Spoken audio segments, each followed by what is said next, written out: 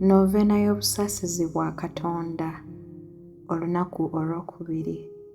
Mu linnya lya Patri n'erya Mwana n'erya Mwoyo Omutuukirivu, amiina. Tusabire basaaseredooti ne bannaddiini obusaasizi bwa Katonda mwe buyita okutuuka eri abatonde bonna.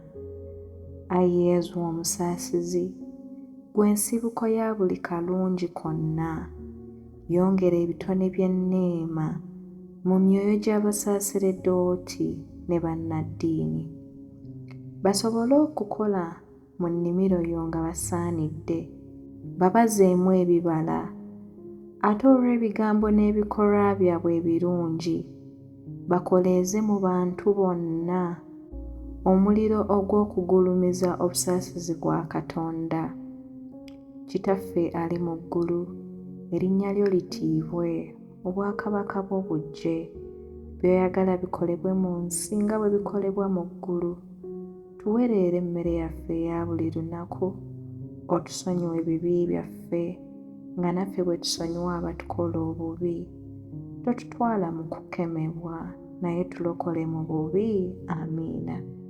Mirembe Maria, ajjudde enneema, Omukama ali naawe, waweebwa omukisa mu bakazi bonna, ne Yezu omwana ow'endaayo naye wa mukisa.